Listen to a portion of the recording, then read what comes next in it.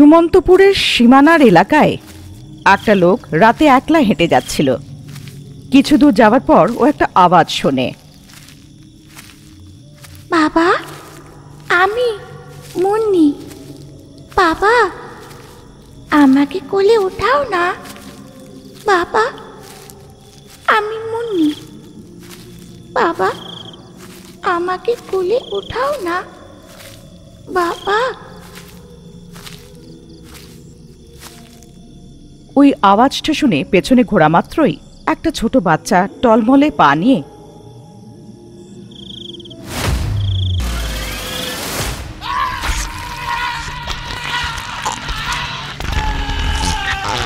হেঁটে এসে ওর চুল ছিঁড়ে খেয়ে নেয়।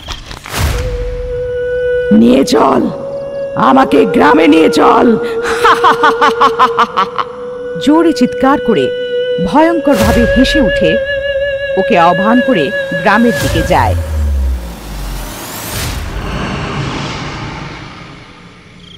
কিন্তু অনেক চেষ্টা করার পরেও সীমানা পার করে গ্রামে প্রবেশ করতে পারে না।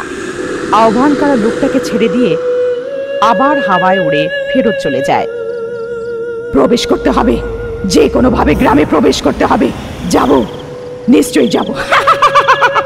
এমনভাবে জোরে চিৎকার করছিল, ভূতের আহ্বান করে ছেড়ে দেওয়া লোক অজ্ঞান হয়ে বমি করে ফেলে। গত কিছু বছর ধরে সুমন্তপুরের সীমানার এলাকায় ওই দিক থেকে যেতে থাকা পুরুষদের ভূতেদের আহ্বান করে তারা রক্ত বমি করে 21 দিন অবধি অজ্ঞান থাকে। একটু একটু করে রক্ত বার করে মরে যায়। একদিন কিছু লোক গ্রামের প্রধান ধনরাজের বাড়ি এসে, সাহেব, কালকে ভূতে আবার আরেকজনকে বশ করেছিল। সকালে দেখলাম তো রক্ত বমি করে সে পড়েছিল, কিন্তু সে আমাদের গ্রামের নয় সাহেব, অন্য গ্রামের। ভূতের হাতে আরেকজন মারা গেল, খুবই দুঃখিত। এইটাকে আটকানোর জন্য কেউ নেই নাকি? এই ভূতের কষ্ট কবে শেষ হবে কে জানে। সাহেব, কোনো তান্ত্রিককে নিয়ে আসবো? তুমি কি আমাদের গ্রামের? না সাহেব, আমি পাশের গ্রামের। এই গ্রামে আমার বন্ধুর বাড়িতে এসেছি। তুমি তাই জানো না এই ব্যাপারে? আমরা একবার তান্ত্রিককে নিয়ে এসেছিলাম। তান্ত্রিক সীমাতে পুজো করলো আর সেই ভূতকে বোতলের মধ্যে বন্ধ করে দিল।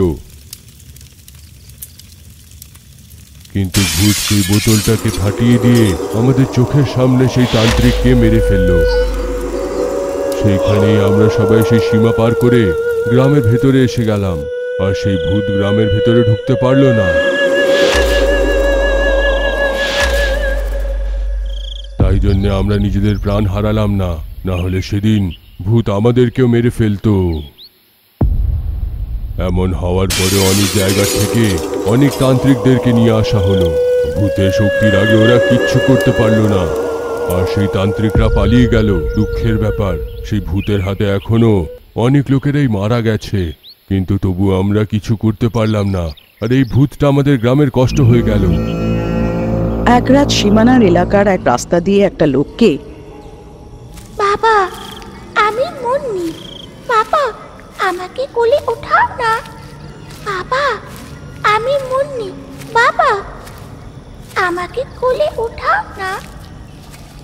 বাবা, আমি মুন্নি, আমাকে কোলে ওঠাও না। এমনভাবে ডাকাতে ওখান থেকে যাওয়া লোকটা যেই পিছনে ঘুরে একটা ছোট মেয়ে টলমলে পা নিয়ে এসে ওর কাঁধের উপরে চড়ে বসে চুলটাকে ছিঁড়ে খেয়ে ফেলে। আর ভূতে বদলে গিয়ে জোরে হাসতে হাসতে, নিয়ে চল রে, আমাকে গ্রামে নিয়ে চল, না হলে মরবি, ওকে আহ্বান করে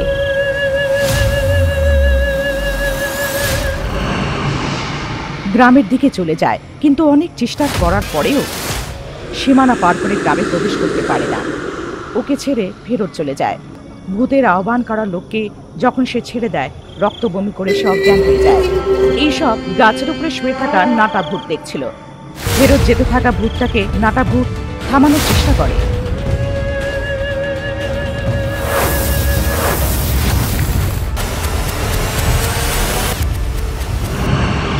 बम बगीनी बगुरते बम बजीरे, हम हिरनी किरते किदा कजीरे, उड़ते मिड़ते बम बुस्वाहा, उड़ते मिड़ते हम हुस स्वाहा।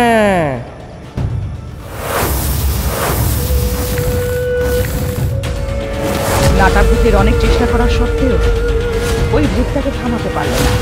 ওই ভূতটা নাটা ভূতকে উড়ে এসে লাথি মারল। ওই ঝটকায় মাথা ঘুরিয়ে নাটা ভূত দূরে কোথাও গিয়ে পড়ে গেল। আরে বাপরে, কত জোরে লাথি মারলি! শয়তান ভূত, দাঁড়া, তোকে দেখাচ্ছি। তোর বিষয়ে আমি মন্ত্র কাকিকে এক্ষুনি জানাচ্ছি। নাটা ভূত হাওয়ায় মাথা দিয়ে উড়ে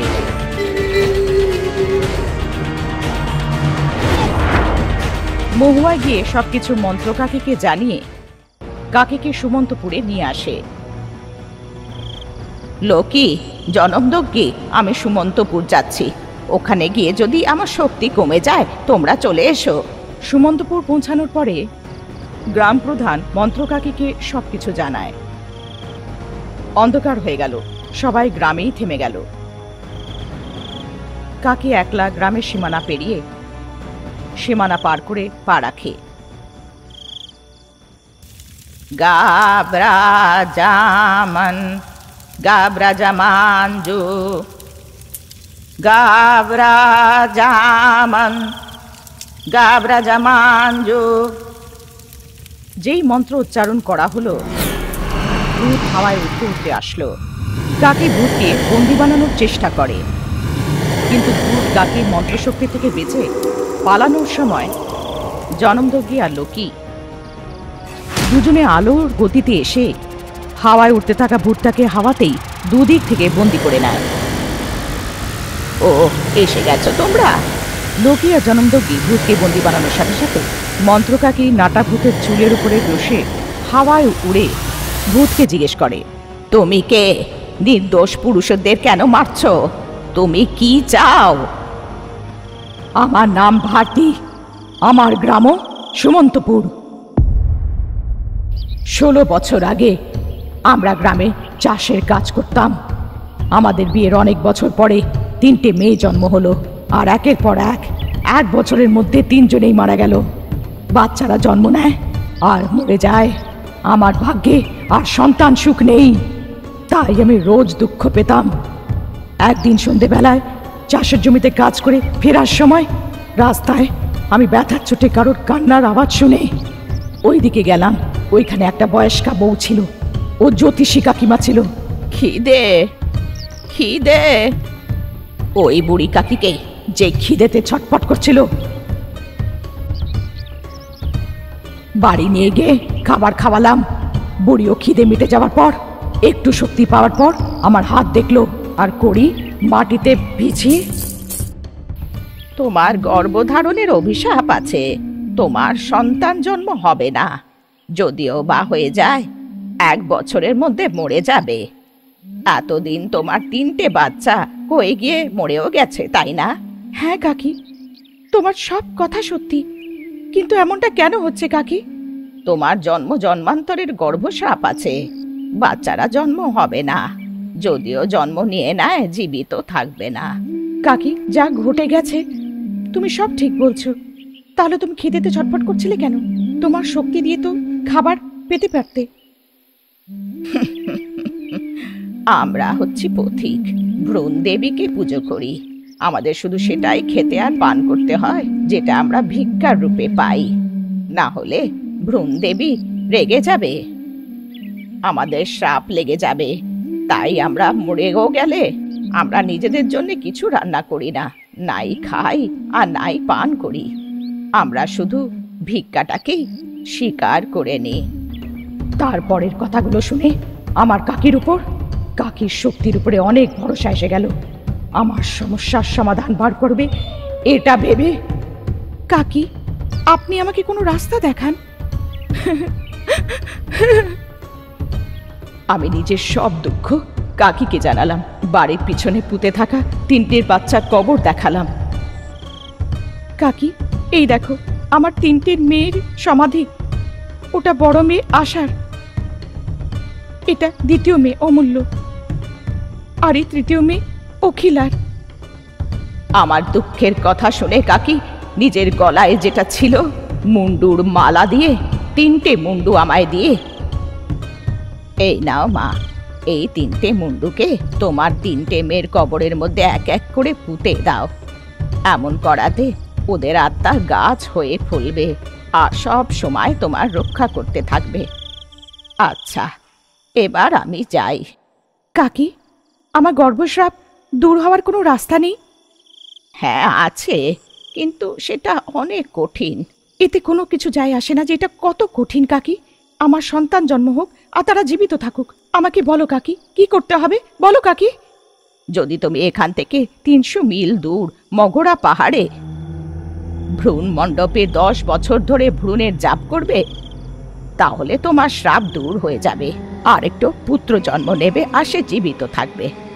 কিন্তু ওই শূদ্র জাপটা শুরু করার পরে কোনোভাবেই ওই পুজোটাকে মাঝখানে ছাড়া যাবে না।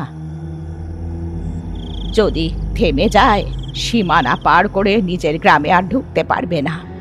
এমনকি তোমার স্বামীকেও তোমাকে ত্যাগ করতে হবে। যদি তুমি শূদ্র পূজাকে মাঝেই থামাও, তাহলে তোমার রক্ত সম্পর্কের লোক বা আত্মার সম্পর্কের লোক তারাই এই পুজোটাকে সমাপ্ত করতে পারবে। এমন করলেই তুমি ফল পাবে।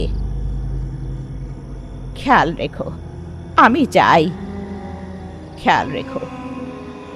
আমাকে বিস্তারিতভাবে জানালো ভ্রূণ দেবতার পুজো কেমন ভাবে করতে হবে, আর আমাকে মন্ত্র বলল। একদিন আমার বাড়িতে, শোনো গো, বাচ্চা হওয়ার একটা উপায় পেয়েছি। তোমাকে বিয়ে করার পরে আমার এমন ভাগ্য কোথায় বলো? আমাদের বাচ্চারা জন্ম নেয় আর মরে যায়, এইটাই হয়। অযথা ওদেরকে জন্ম দেওয়া আর ওদেরকে মেরে ফেলা। এখন এই চিন্তা ছেড়ে দাও। না গো, জ্যোতিষী কাকিমা একটা উপায় জানিয়েছে। উনি অনেক শক্তিশালী। উনি আমার হাত দেখলেন আর সব কিছু জানালেন। আমার বিশ্বাস করো, আমি তোমার সন্তানকে জন্ম দেব গো। আমি কাকি যে শূদ্র পূজার কথা বলেছিল সেটা স্বামীকে বললাম, কিন্তু আমার স্বামী। আরে সেই জ্যোতিষ বুড়ি তোমাকে যা বলবে তোমাকে সেই সব শুনতে হবে নাকি? কোনো ভ্রূণ পুজো কিচ্ছু নয়, চুপ করে থাকো একদম।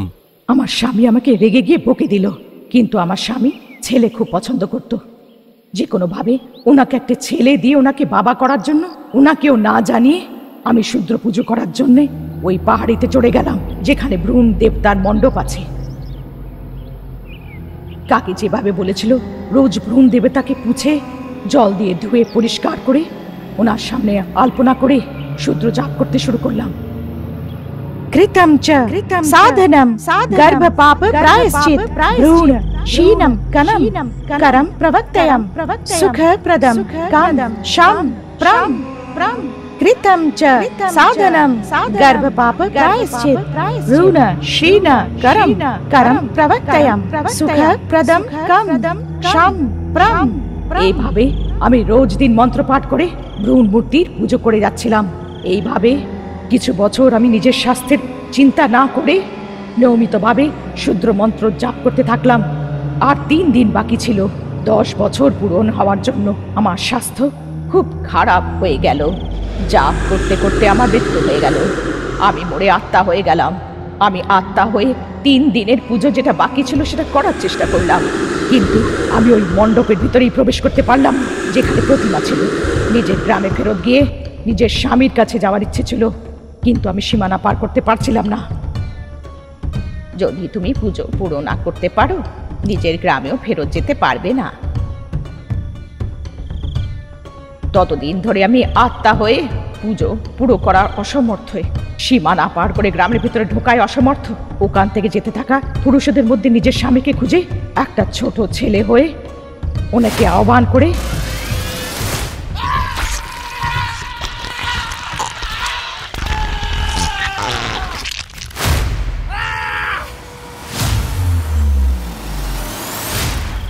ওদের সূত্রে গ্রামে প্রবেশ করার শত প্রয়ত্ন করার পরেও সীমানায় আশেপাশে যাওয়ায় অসমর্থ হয়ে আছে। আমার রক্ত সম্পর্কের আর কেউ 3 দিন পুজো যদি পুরো করে দিত, আমি মুক্তি পেয়ে যাব। ভূতের কথা সব শুনে, তোমার আহ্বান করার কারণে অনেক নির্দোষ লোক মারা গেছে, অনেক তোমার কুকর্ম হলো। এখন তোমার জন্য আর কেউ যেন না মরে। আমি আজ থেকে তোমার আত্মাকে শান্তি পাওয়াবো। আমি তোমাকে তোমার মৃত স্বামী আর বাচ্চাদের সঙ্গে একসাথে করে দেব। কি, আমার স্বামী মরে গেছে? তোমার ছেড়ে যাওয়ার কিছু মাস পরেই তোমার স্বামী, এই পৃথিবীতে ওরা কেউ নেই, এই দুঃখে অসুস্থ হয়ে মরে যায়। আমি তো এসব নিজের স্বামীর জন্য করেছিলাম। ওনাকে একটা সন্তান দিয়ে বাবা বানানোর জন্য, কিন্তু এখন ওই থাকলো না। তোমার আত্মা যেন শান্তি পায় আর তোমার জন্ম জন্মান্তরের গর্ভস্রাব দূর হয়ে যাক, এটার জন্যে আর 3 দিন পুজো যে কোনো ভাবে পুরো করতে হবে। আমি কিভাবে করতে পারবো?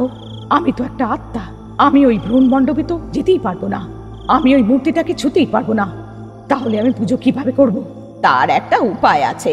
লোকে, তুমি গিয়ে ভারতীর বাড়ির পেছনে ওর বরের অস্থি আর 3টে বাচ্চার কবরে যে জ্যোতিষী কাকি দিয়েছিল মুন্ডুগুলো আনো, যাও। এইটুকু বলাতেই লোকি গিয়ে ভারতীর স্বামীর অস্থি 3টে মায়াবী মুন্ডু গ্রামের সীমানায় কাকির সামনে রেখে দিল। মন্ত্র কাকি বেতাল তন্ত্র করে ভারতীর 3টে বাচ্চার আত্মাদেরকে ডাকে। গাব্রাজামান গাব্রাজামাঞ্জু গাব্রাজামান গাব্রাজামাঞ্জু। সবাই একসাথে ভ্রূণ মণ্ডপের জন্য বেরিয়ে পড়ে। মন্ত্র কাকি, জনমযজ্ঞী, লোকের সাথে নাটা ভূত, ভারতী ভূত আর 3টে বাল্য আত্মা মিলে ভ্রূণ মণ্ডপে পৌঁছে, লোকি, জনমযজ্ঞী, নিজের নিজের বেতাল মুকুট বার করো আর প্রত্যেক বাচ্চা আত্মার সামনে রাখো।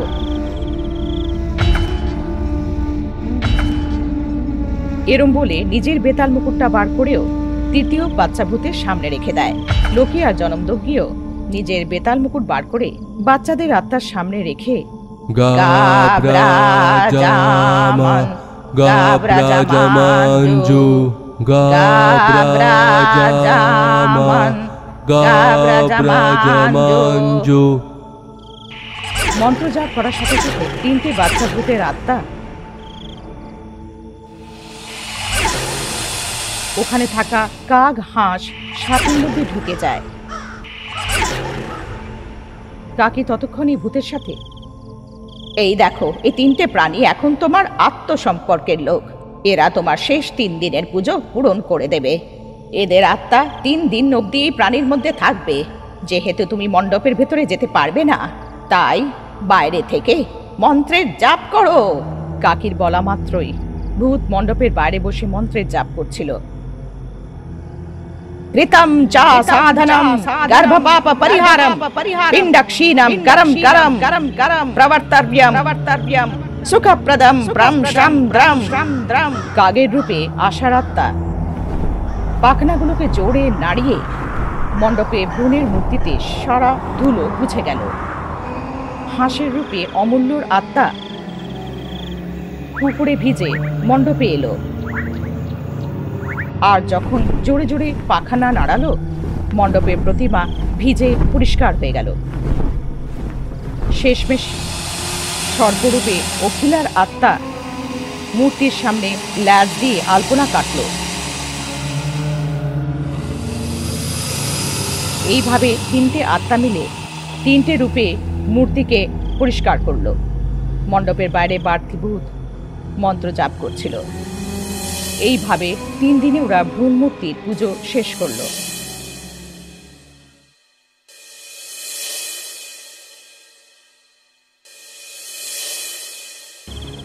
মন্ত্রকাকি, জনমযজ্ঞী লোকির কাছে বেতাল মুকুট না হওয়ার কারণে বদলা নেওয়ার জন্য রেগে থাকা ভূত আর আত্মারা রাত্রেবেলায় ওদের উপরে হামলা করে, কিন্তু ওরা ওকে থামাচ্ছে। দিনের পর দিন ভূতেদের সংখ্যা বেড়ে যাওয়ার কারণে ওরা 3 জনে ভ্রূণ মণ্ডপে লুকিয়ে আছে।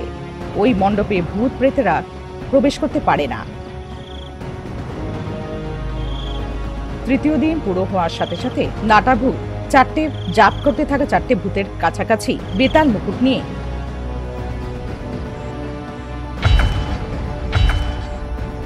মণ্ডপে লুকিয়ে থাকা কাকি, জনমযজ্ঞী আর লোকির কাছে ফেলে দেয়।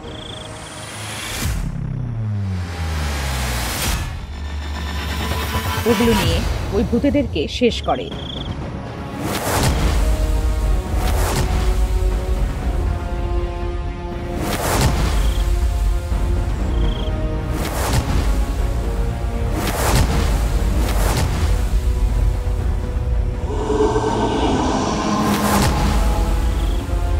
ভারতীর আত্মার শ্রাপটা দূর হওয়ার সাথে সাথে ওই আত্মা ওর স্বামীর কবরে চলে যায়। ভারতীর কঙ্কালটাকে ওর স্বামীর কবরের কাছে পুঁতে দেওয়া হলো। সুমন্তপুর গ্রামের লোকেরা ভূতের পীড়ার থেকে মুক্তি পেল। সবাই এখন রাত্রেবেলায় নির্ভয় হয়ে সীমানার রাস্তায় যাচ্ছে। চলো, আরো অন্য কোনো গ্রামে বিপদ এসেছে, ভূতেদেরকে শেষ করা যাক।